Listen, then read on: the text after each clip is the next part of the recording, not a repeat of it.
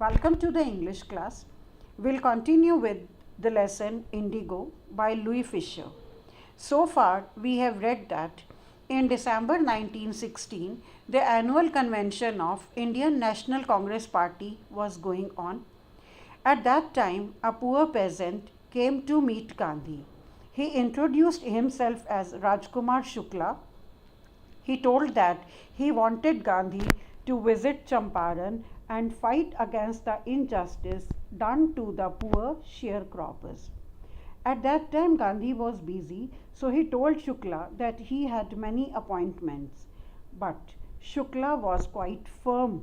Wherever Gandhi went, Shukla followed Gandhi. Finally, Gandhi was impressed by the tenacity of this poor peasant and then told him that he would be visiting Calcutta and Shukla can meet him there. On the fixed date, Gandhi arrived at Calcutta. Shukla was there.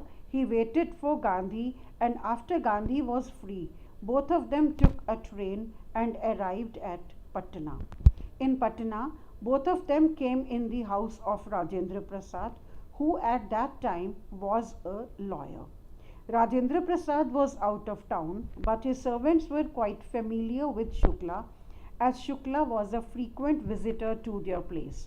He had been frequently coming asking Rajendra Prasad to fight for the poor sharecroppers.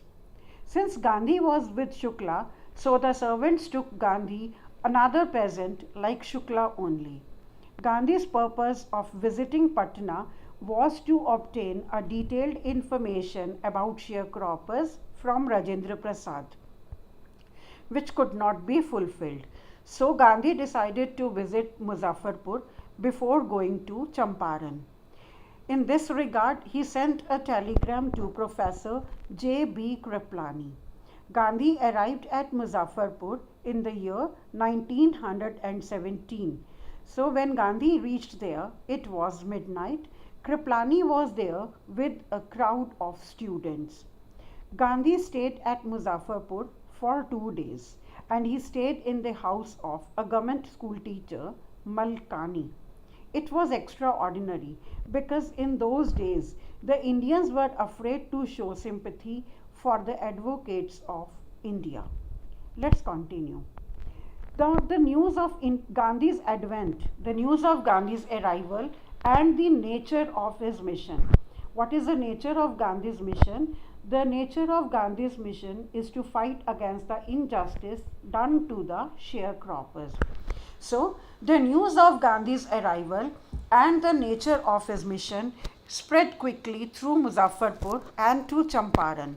Sharecroppers from Champaran began arriving on foot and by conveyance to see their champion. Muzaffarpur lawyers, they called on Gandhi.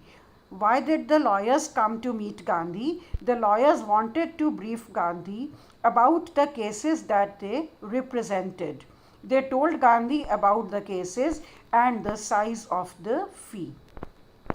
Gandhi chided, Gandhi scolded the lawyers. Why did Gandhi scold the lawyers? He scolded the lawyers for collecting big fee from the sharecroppers. He said, I have come to the conclusion that we should stop going to law courts. Taking such cases to the courts does little good. Where the peasants are so crushed and fear-stricken, law courts are useless. So Gandhi chided the lawyers. He scolded them for charging a huge fee. He said that taking such cases to the courts does little good. Where the peasants are so crushed, so oppressed, where they are so very fear-stricken, court is useless. The real relief for these people is to be free from fear. Most of the arable land, arable, cultivable, where cultivation can be done, where something can be grown. Most of the arable land in the Champaran district was divided into large estates. These estates were owned by Englishmen and worked by Indian tenants. So, the chief commercial crop was indigo. The landlords compelled all tenants, all Indian farmers to plant 3/20th or 15% of their holdings with indigo. Now it was compulsory for all the farmers to grow indigo on 15% of the land and surrender the entire indigo harvest as a rent. This was done by a long-term contract. Presently, the landlords, the British people, the Englishmen, they learned that Germany had developed synthetic indigo. They thereupon obtained agreement from the sharecroppers to pay them compensation for being released from the 15% arrangement. Now, as per an ancient agreement, Indian people were forced to grow indigo on 15% of the land and surrender the entire harvest to the Englishmen as a part of rent. Now, this agreement was irksome. It was tiresome. It was troublesome for the Indian people. They wanted to get rid of it.